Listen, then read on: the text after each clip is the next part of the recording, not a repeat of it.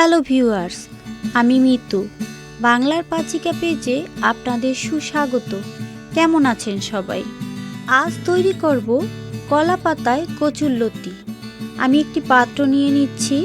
এতে 2 চামচ 5 গ্রাম করে হলুদ গুঁড়া, 1 চামচ লাল মরিচ গুঁড়া, 1 চামচ ধনিয়ার গুঁড়া, 1 চামচ জিরার গুঁড়া পানি দিয়ে পেস্ট করে নিলাম।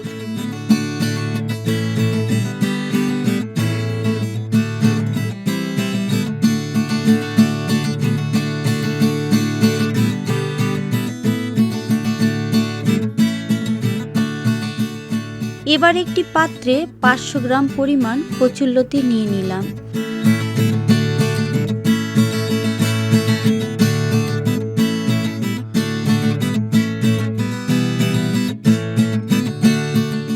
দিয়ে দিলাম পেঁয়াজ বাটা,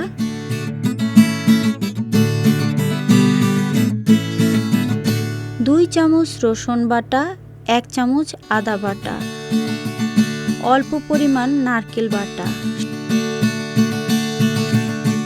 স্বাদ মতো লবণ। এবার পেঁয়াজ কুচি এবং কিছু ফালি করে রাখা মরিচ দিয়ে দিলাম। মশলার পেস্ট দিয়ে দিলাম।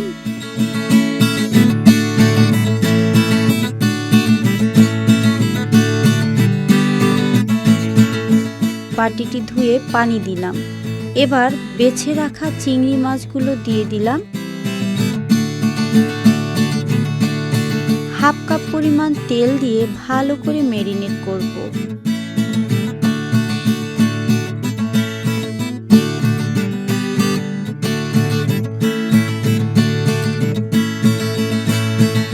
আমার মাখা হয়ে গেছে। এবার মোটা একটা পাত্র নিয়ে নিলাম। এতে কলা পাতা ডাবল করে বিছিয়ে দিচ্ছি। এবার পাতার উপর মিশ্রণটি দিয়ে দিলাম।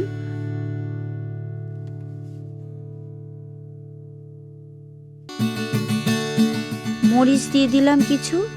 আবার কলা পাতা দিয়ে ঢেকে দিলাম। ভালো করে মুড়িয়ে ভারী একটি ঢাকনা দিয়ে ঢেকে দিলাম।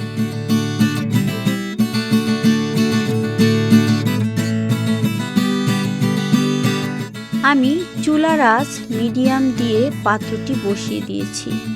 30 মিনিট পর এটি উল্টে দিয়েছি।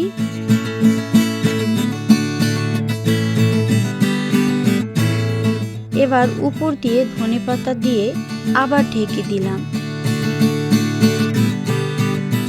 1 ঘন্টা পর আবার আমি উল্টে দেখিয়ে দিলাম।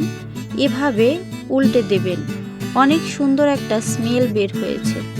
জানেন, এই সুন্দর গন্ধে আপনি ভাত খেয়ে উঠবেন 1 প্লেট। আর স্বাদের কথা নাই বললাম। যাই হোক, অনেক ভালোভাবে কুক হয়ে গেছে আমাদের কলা পাতায় কচুরলতি। আমাদের গ্রামে এটি লাকড়ির চুলাতে করে, সেটার গন্ধ আরও সুন্দর। যাই হোক, তৈরি হয়ে গেল কলা পাতায় কচুরলতি। এবার গরম ভাতে পরিবেশন করে নেব। আমার রেসিপিটি যদি ভালো লাগে প্লিজ লাইক, কমেন্ট, শেয়ার করে পাশে থাকবেন। ভিডিওটি দেখার জন্য সবাইকে ধন্যবাদ।